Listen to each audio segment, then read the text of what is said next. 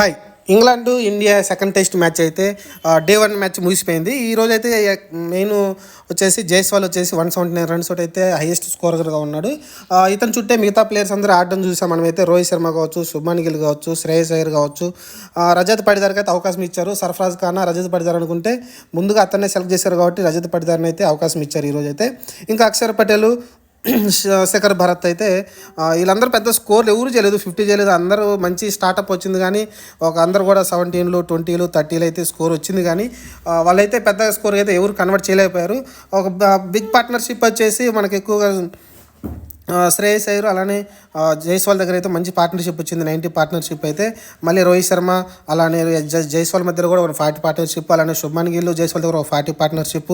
అన్ని చిన్న చిన్న పార్ట్నర్షిప్లే. ఒక బిగ్ పార్ట్నర్షిప్ ఏంటంటే శ్రేయస్ అయ్యర్ జైస్వాల్ మధ్య, అలానే రజత్ పటిదార్ మధ్య కూడా ఒక చిన్న పార్ట్నర్షిప్ అయితే రావడం చూసాం మనమైతే. ఓవరాల్గా అయితే రజత్ పటిదార్ అవుట్ అవడం అన్ఫార్చునేట్లీ మంచి అలా డెబ్యూ చేశాడు. మంచిగా ఆడుతూ ఉన్నాడు, మంచి టచ్ అయితే మంచి సాలిడ్గా అయితే డిఫెన్స్ కూడా ఉంది అతని దగ్గర అయితే. కానీ అన్ఫార్చునేట్లీ అయితే మంచిగా ఆ బాల్ని డిఫెండ్ చేశాడు కానీ ఆ బాల్ అయితే మళ్ళీ బ్యాట్ వెనకాలకి వెళ్ళి వికెట్లు అయితే తగ్గడం చూసాం. అది అన్ఫార్చునేట్లీ జరిగింది. అలానే రోహిత్ శర్మ కూడా ఒక లెగ్ సైడ్ వెళ్ళే బాల్ని అయితే స్లైట్గా ఎడ్జ్ తగిలి వెనకాల మంచి ప్లాన్ చేశారు. ఎడ్జ్ ఈజీగా అయితే క్యాచ్ అయితే పడడం చూసాం స్లిప్లో అయితే, లెగ్ సైడ్ స్లిప్లో అయితే. ఇది ఓవరాల్గా ఇంకా మొదటి రోజు ఇండియాది అనుకోవచ్చు, ఎందుకంటే 336 పరుగులు చేశారు, 6 వికెట్లు కోల్పోయారు. కానీ లాస్ట్లో ఒక 13 ఓవర్లో భరత్, అక్షర్ పటేల్ అవుట్ అయ్యారు. కానీ కొంచెం వికెట్ పడకుండా కాపాడుకుని ఉంటే బాగుండేది. కానీ అక్షర్ పటేల్, భరత్ అవుట్ అవడంతో అయితే కొంచెం ఇంగ్లాండ్ పై చేయిలోకి వచ్చింది అనుకోవచ్చు.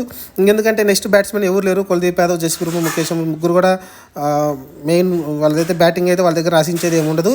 ఒక అశ్విన్ మాత్రం బ్యాటింగ్ ఆశించవచ్చు. రేపు అశ్విన్, జైస్వాల్ వీళ్ళిద్దరి మధ్య భాగస్వామ్యం మరి ఎలా ఉంటుందో చూడాలి. వీళ్ళిద్దరు కనుక ఇంకొక 70 రన్స్ యాడ్ చేస్తే మనకు 70 రన్స్ లేకుంటే 64 రన్స్ అయితే ఈజీగా 400 అయితే ప్లస్ వస్తే స్కోర్ చేస్తే కొంచెం మంచి టార్గెట్ అనిపిస్తుంది ఇంగ్లాండ్కి అయితే.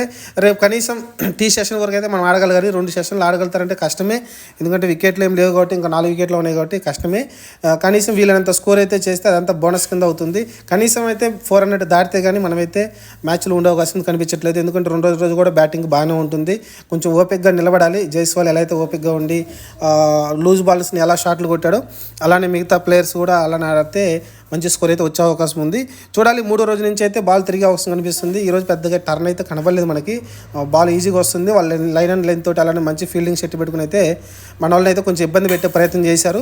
కానీ జైస్వాల్ అయితే లూజ్ బాల్ని ఈజీగా అయితే బౌండరీ 6లు ధరించాడు. అలానే సెంచరీ దగ్గర కూడా 6 కొట్టి సెహ్వాగ్ టైప్లో అయితే సెంచరీ అయితే పూర్తి చేసుకున్నాడు. ఓవరాల్గా అయితే 179 రన్స్ చేశాడు. ఇంకా క్రిజ్లో ఉన్నాడు. 17 4లు 5 6లతో అయితే ఈరోజు అతనే హీరోగా నిలిచాడు. సబ్స్క్రైబ్ చేయండి.